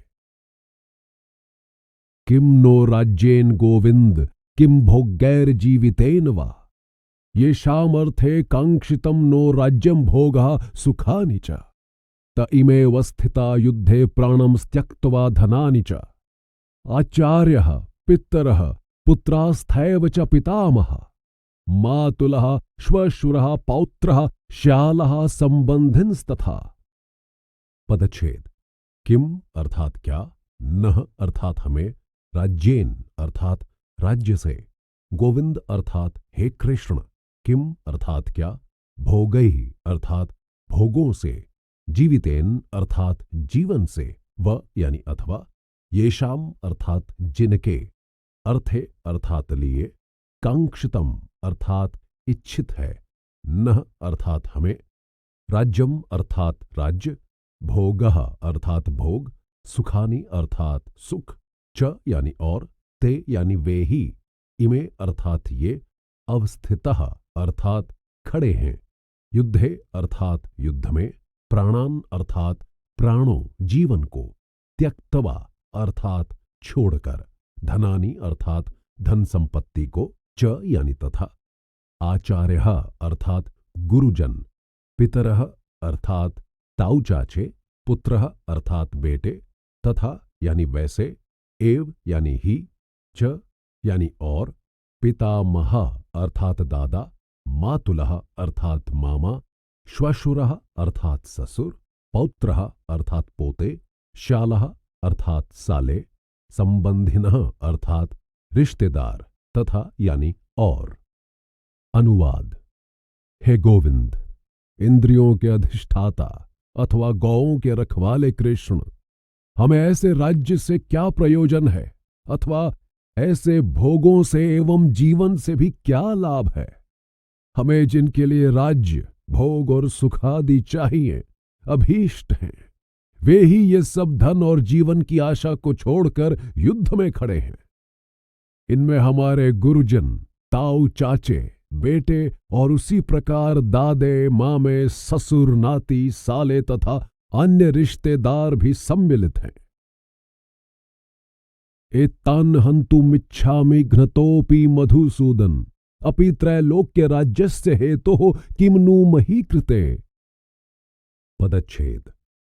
एतान इन सबको, न यानी नहीं, हन्तुम अर्थात मारना, इच्छामि अर्थात चाहता हूं, घ्नतः अर्थात मारा जाने पर, अपि यानी भी, मधुसूदन अर्थात हे कृष्ण, अपि यानी भी अथवा, त्रैलोक्य राज्यस्य अर्थात तीनों लोकों के राज्य के, हेतोः अर्थात लिए, किम यानी कैसे, नु अर्थात निसंदेह, मही कृते अर्थात पृथ्वी के लिए। अनुवाद। हे मधु राक्षस को मारने वाले कृष्ण, इन द्वारा मारे जाने पर भी अथवा तीनों लोगों के राज्य के लिए भी मैं इन सब को मारना नहीं चाहता। फिर केवल पृथ्वी के लिए तो कहना ही क्या। निहत्य धार्तराष्ट्रन्न का प्रीति स्यज्जनार्दन पाप में वाश्रये दस्मन् त्वैतानाततायिनः। पदच्छेद। निहत्य अर्थात मारकर, धार्तराष्ट्रान अर्थात धृतराष्ट्र के पुत्रों समर्थकों को, नह अर्थात हमारी, का अर्थात क्या, प्रीति अर्थात प्रसन्नता, स्यात् यानी होगी, जनार्दन अर्थात हे जन नामक राक्षस को मारने वाले अथवा मनुष्यों द्वारा पूजित कृष्ण, पापम अर्थात पाप, एव यानी ही, आश्रयेत अर्थात लगेगा, अस्मान यानी हमें, हत्वा अर्थात मारकर, एतान यानी इनको, आततायिनः अर्थात दुष्टों को। अनुवाद। हे कृष्ण, धृतराष्ट्र के पुत्रों को मारकर हमें क्या प्रसन्नता मिलेगी? इन दुष्टों को मारकर तो हमें पाप ही लगेगा। टिप्पणी। मनुस्मृति के अनुसार अनिष्ट करने के लिए आते हुए आतताई को बिना विचारे ही मार डालना चाहिए। आतताई के मारने से मारने वाले को कुछ भी दोष नहीं होता। इस आतताई के लक्षण वशिष्ठ स्मृति में इस प्रकार बतलाए गए हैं। आग लगाने वाला, विष देने वाला, हाथ में शस्त्र लेकर मारने को उद्यत, धन हरण करने वाला, भूमि छीनने वाला और स्त्री का हरण करने वाला, ये छहों ही आतताई हैं। अब ये सारे लक्षण दुर्योधनादि कौरवों में पूरी तरह पाए जाते हैं। यथा लाक्षा भवन में आग लगाकर उन्होंने पांडवों को जलाने की चेष्टा की थी। भीम के भोजन में विष मिला दिया गया था। हाथ में शस्त्र लेकर मारने को वे तैयार थे ही। जुए में छल करके पांडवों का समस्त धन और संपूर्ण राज्य हर लिया गया था। अन्यायपूर्वक द्रौपदी को भरी सभा में लाकर उसका घोर अपमान किया गया था और जयद्रथ द्रौपदी को वन में हर कर ले ही गया था। ऐसी अवस्था में जब यह सिद्ध हो जाता है कि कौरव आतताई थे, तो अर्जुन के इस कथन का क्या औचित्य है कि उनके मारने से पाप लगेगा? इसका उत्तर यह है कि एक स्मृतिकार ने यह विशेष बात भी कही है कि जो अपने कुल का नाश करता है वह सबसे बड़ा पापी है। तो इस विशिष्ट वाक्य को सामान्य आज्ञा की अपेक्षा अधिक बलशाली समझकर यहां अर्जुन का मंतव्य है कि धृतराष्ट्र के पुत्र आतताई होने पर भी जब हमारे कुटुंबी हैं, तब उन्हें मारने में तो हमें पाप ही लगेगा।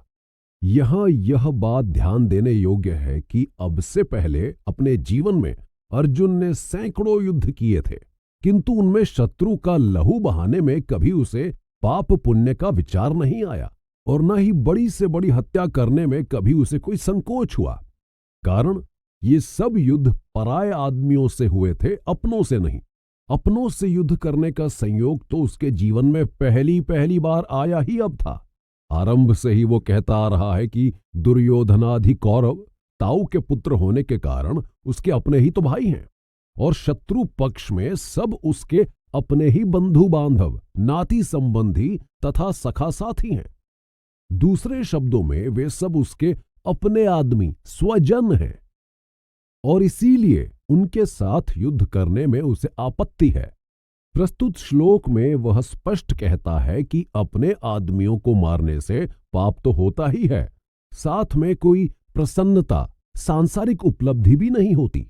इसलिए स्वजनों के साथ युद्ध करना नितांत असंगत, अवांछनीय एवं पापमय है। इस अध्याय के अंत तक अर्जुन अपने इसी मत का सशक्त प्रतिपादन करता है और युद्ध न करने के अपने निश्चय को बार बार दोहराता है। तस्मान्नारहा वयम हन्तुम धार्तराष्ट्रान् स्वबान्धवान् स्वजनम ही कथम हत्वा सुखिना स्याम माधव। पदच्छेद। तस्मात् अर्थात इसलिए, न यानी नहीं, अर्हा अर्थात योग्य, वयम अर्थात हम, हन्तुम अर्थात मारने के लिए, धार्तराष्ट्रान् अर्थात धृतराष्ट्र के पुत्रों को, स्वबांधवान अर्थात अपने बांधवों को, स्वजनम अर्थात अपने कुटुंब को, ही यानी क्योंकि, कथम अर्थात कैसे, हत्वा अर्थात मारकर, सुखिनः अर्थात सुखी, श्याम अर्थात हो सकेंगे, माधव अर्थात हे कृष्ण। अनुवाद। अतएव हे कृष्ण, अपने ही भाइयों धृतराष्ट्र के पुत्रों को मारने के लिए हम योग्य नहीं हैं, अर्थात उन्हें मारना हमारे लिए उचित नहीं है, क्योंकि अपने ही कुटुंबियों को मारकर हम कैसे सुखी हो सकेंगे। यद्यप्येते न पश्यन्ति लोभोपहतचेतसः कुलक्षय कृतं दोषं मित्रद्रोहे च पातकम् कथं न ज्ञेयमस्माभिः पापादस्मानिर्वर्तितुम् कुलक्षय कृतं दोषं प्रप्शयद्भिर्जनार्दन। पदच्छेद। यद्यपि अर्थात हालांकि, अगरचे, एते अर्थात ये लोग, न यानी नहीं, पश्यन्ति अर्थात देखते हैं, लोभोपहत चेतसः अर्थात लोभ से भ्रष्ट चित्त बुद्धि हुए, कुलक्षय कृतम अर्थात कुल के नाश से उत्पन्न, दोषम अर्थात बुराई को, मित्रद्रोहे अर्थात मित्रों के साथ विरोध करने में, च यानी और, पातकम अर्थात पाप को, कथम यानी क्यों, न यानी नहीं, ज्ञेयम अर्थात विचार किया जाना चाहिए, अस्माभि अर्थात हमसे, पापात अर्थात पाप से, अस्मात् यानी इससे, निवर्तितुम अर्थात हटने के लिए, कुल क्षय कृतम अर्थात कुटुंब के नाश करने से उत्पन्न को, दोषम अर्थात दोष को, प्रपश्यदभि अर्थात स्पष्ट देखने वालों से, अच्छी प्रकार जानने वालों से, जनार्दन अर्थात हे कृष्ण। अनुवाद। यद्यपि लोभ से भ्रष्ट चित्त हुए ये लोग कुल के नाश से उत्पन्न दोष को और मित्रों से विरोध करने में पाप को नहीं देखते, तो भी हे कृष्ण, कुटुंब के नाश से उत्पन्न बुराइयों को साफ साफ देखने वाले अर्थात भलीभांति जानने वाले हम लोगों को इस पाप से हट जाने के लिए क्यों नहीं विचार करना चाहिए। कुलक्षये प्रणश्यन्ति कुलधर्मः सनातनः धर्मे नष्टे कुलम कृत्सनम धर्मोऽभिभवत्युत। पदच्छेद। कुलक्षये अर्थात कुल के नाश होने पर, प्रणश्यन्ति अर्थात नष्ट हो जाती हैं, कुलधर्मः अर्थात कुल की धार्मिक प्रथाएं, सनातनः अर्थात प्राचीन, धर्मे अर्थात धर्म के, नष्टे अर्थात नाश हो जाने पर, कुलम यानी कुल को, कृत्स्नम अर्थात संपूर्ण को, अधर्मः अर्थात पाप, अभिभवति अर्थात बहुत दबा लेता है, उत अर्थात भी और। अनुवाद। कुल के नाश होने पर उस कुल की प्राचीन परंपरा से चली आ रही धार्मिक प्रथाएं, मान्यताएं नष्ट हो जाती हैं और धार्मिक मान्यताओं के मिट जाने पर संपूर्ण कुल को पाप बहुत बुरी तरह जकड़ लेता है। अधर्माभिभवात् कृष्ण प्रदुष्यन्ति कुल स्त्रियः स्त्रीषु दुष्टाशु वार्ष्णेय जायते वर्ण संकरः। पदच्छेद।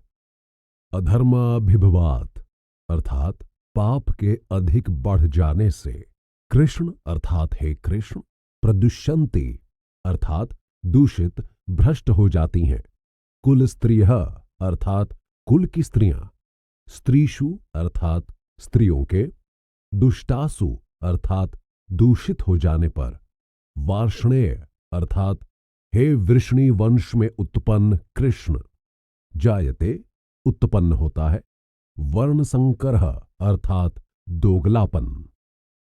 अनुवाद। हे कृष्ण, पाप के अधिक बढ़ जाने से कुल की स्त्रियां अत्यंत दूषित, भ्रष्ट, व्यभिचारिणी हो जाती हैं, और हे वार्ष्णेय, स्त्रियों के पतित हो जाने पर वर्ण संकर उत्पन्न होता है, अर्थात दोगली, अंतर्वर्णीय संतान होने लगती है। संकरो नरकायैव कुलघ्नानां कुलस्य च पतन्ति पितरो ह्येषां लुप्तपिंडोदक क्रिया। पदच्छेद।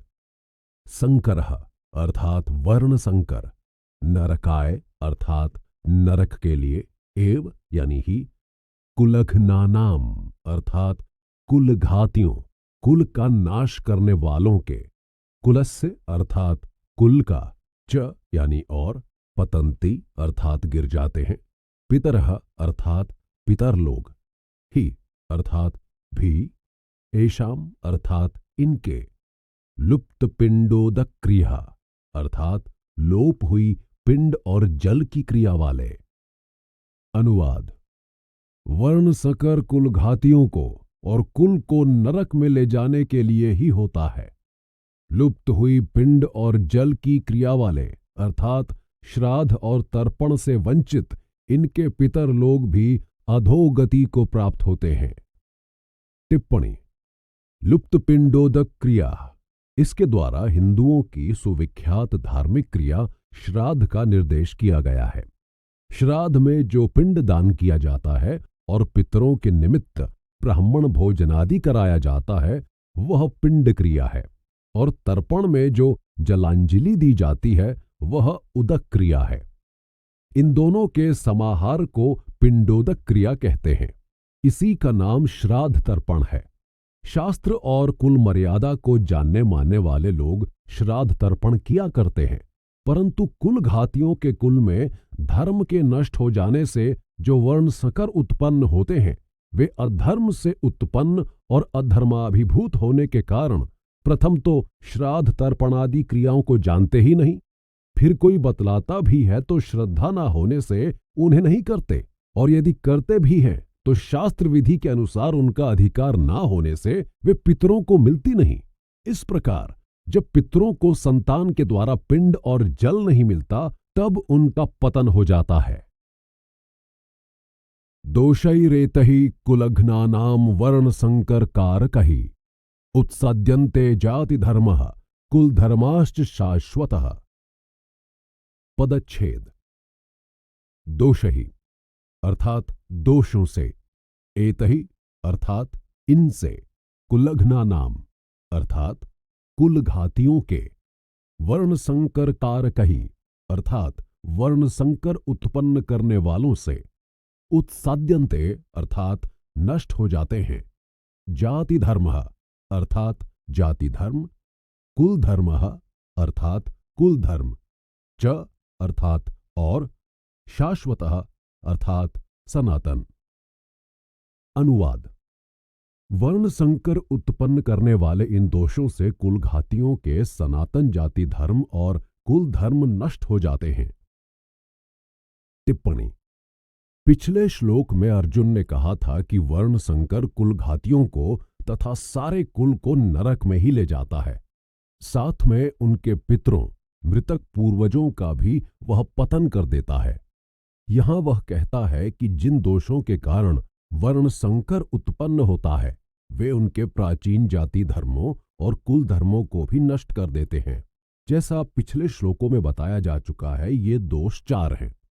पहला, कुल का नाश। दूसरा, कुल के नाश से कुल धर्म का नाश। तीसरा, कुल धर्म के नाश से पापों की वृद्धि। तथा चौथा, पापों की वृद्धि से कुल स्त्रियों का व्यभिचार आदि दोषों से दूषित होना। इन्हीं 4 दोषों से वर्ण संकर की उत्पत्ति होती है। वेद शास्त्रों में प्रतिपादित वर्णों तथा आश्रमों के धर्म को जाति धर्म कहते हैं तथा वंश परंपरागत सदाचार की मर्यादाओं का नाम कुल धर्म है। कुल की श्रेष्ठ मर्यादाओं के जानने और चलाने वाले बड़े बूढ़ों का अभाव होने से जब कुल धर्म नष्ट हो जाते हैं और वर्ण संकर कारक दोष बढ़ जाते हैं, तब जाति धर्म भी नष्ट हो जाते हैं, क्योंकि भिन्न वर्ण के व्यक्ति के संयोग से उत्पन्न संकर संतान में वर्णाश्रम धर्म रह ही नहीं सकते। इस प्रकार वर्ण संकर कारक दोषों से जाति धर्मों तथा कुल धर्मों का भी नाश हो जाता है। उत्सन्न कुल धर्माणाम मनुष्याणाम जनार्दन नरके नियतम वासो भवतीत्यनुशुश्रुम। पदच्छेद। उत्सन्न कुल धर्माणाम अर्थात नष्ट हुए कुल धर्म वालों का, मनुष्याणाम आदमियों का, जनार्दन अर्थात हे मनुष्यों द्वारा पूजित व सम्मानित कृष्ण, नरके अर्थात नरक में, अनियतम अर्थात अनिश्चित अनंत काल तक, वासः रहना, भवति होता है, इति अर्थात ऐसा, अनुशुश्रूम सुना है। अनुवाद।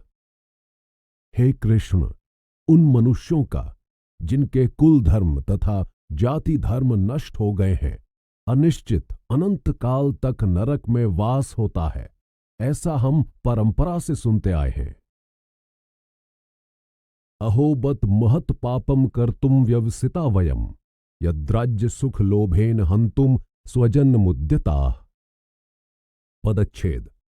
अहो अर्थात ओहो, बत अर्थात शोक है, महत पापम महान पाप को, कर्तुम यानी करने को, व्यवसिता तैयार हुए हैं, वयम अर्थात हम, यत अर्थात कि जो, राज्य सुख लोभेन अर्थात राज्य और सुख के लोभ से, हंतुम मारने को, स्वजनम अपने कुल वालों को, उद्यतः उतारू हैं।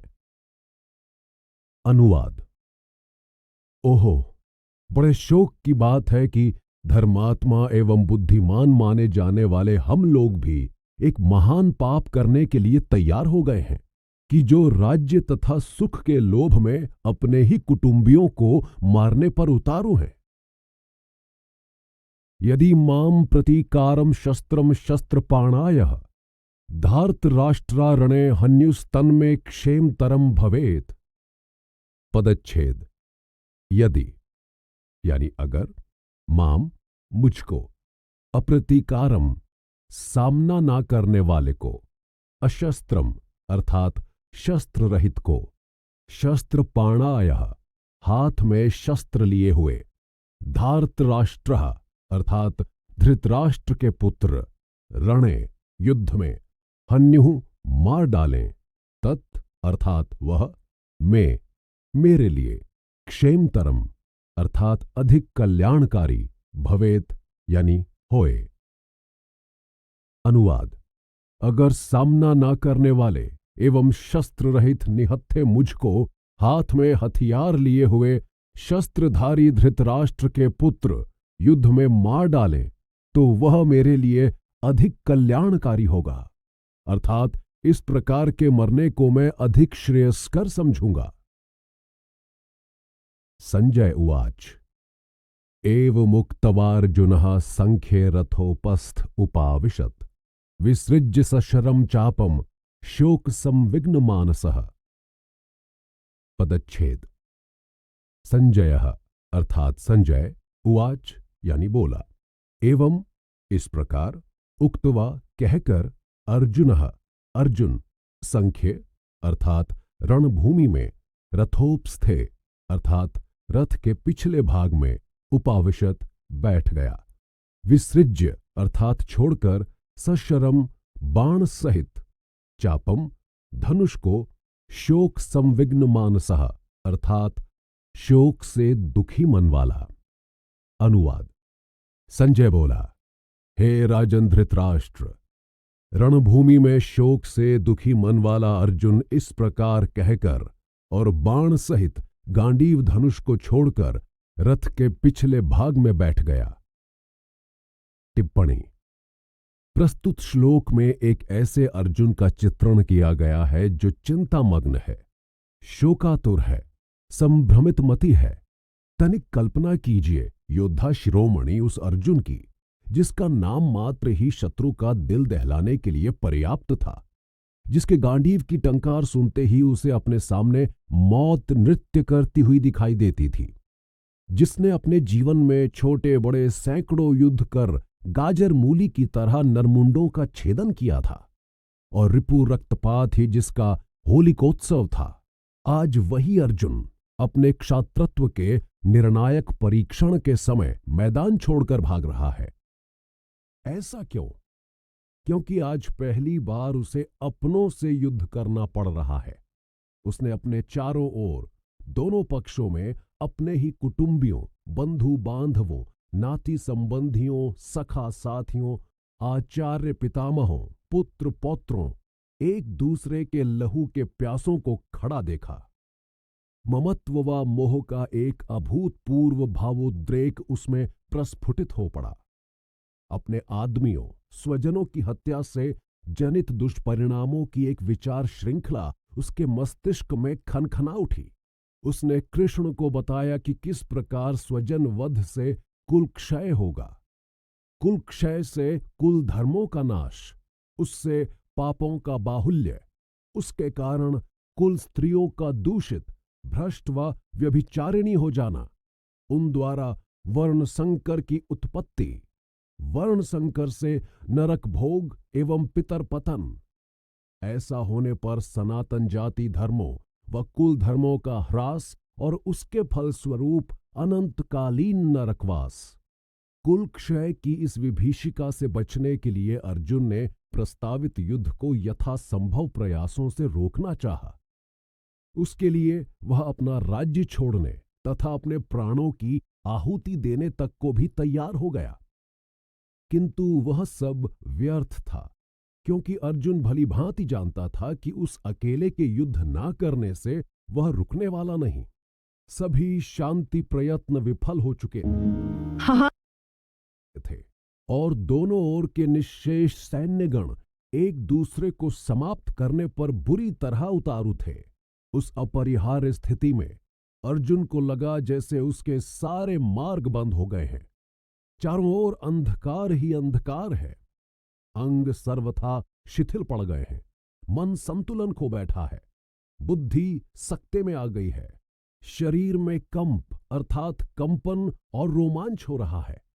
शस्त्र पकड़ने और खड़ा रहने तक की भी शक्ति चली गई है। सो चिंता, शोक तथा संभ्रांति में निमग्न वह अपने धनुष बाण छोड़कर रथ के पिछले भाग में चुपचाप बैठ जाता है। एक प्रतिमा बना हुआ वहां रणभूमि में वीरता, रौद्रता, क्षत्रता की नहीं, अपितु विवशता, विह्वलता, व्यामोह और विषाद की। ओम तत्सदिति श्रीमद्भगवत गीता सूपनिषत्सु ब्रह्म विद्यायाम योग शास्त्रे श्री कृष्णार्जुन संवादे अर्जुन विषाद योगो नाम प्रथमो अध्याय। गीता के प्रत्येक अध्याय की समाप्ति पर हम उपर्युक्त पुष्पिका पाएंगे, जिसमें इस अमर कृति के महात्म्य और प्रभाव को प्रकट किया गया है। इसका एक एक शब्द महत्वपूर्ण है। देखिए, ओम तत्सत भगवान के पवित्र नाम है। इति किसी विषय का समाप्ति सूचक एक अव्यय है। स्वयं श्री भगवान द्वारा गाई जाने उपदिष्ट होने के कारण इसका नाम श्रीमद् भगवद गीता है। इसमें उपनिषदों का सार तत्व संग्रहित है और यह स्वयं भी उपनिषद है। इसी कारण इसे उपनिषद कहा गया है। निर्गुण निराकार परमात्मा के परम तत्व का साक्षात्कार कराने वाली होने के कारण इसका नाम ब्रह्म विद्या है।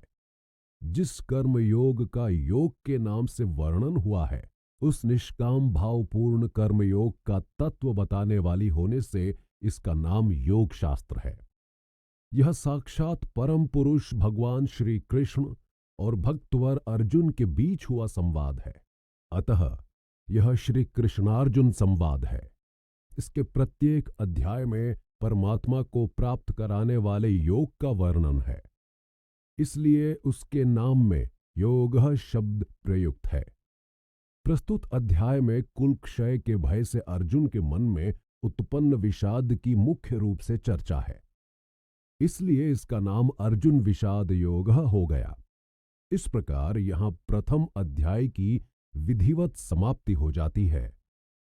अभी बताई गई पुष्पिका का अर्थ हुआ ओम नित्य स्वरूप उस परमात्मा को नमस्कार। श्रीमद् भगवत गीता रूपी उपनिषद एवं ब्रह्म विद्या तथा योग शास्त्र विषयक श्री कृष्ण और अर्जुन के संवाद में अर्जुन विषाद योग नामक पहला अध्याय यहाँ समाप्त होता है।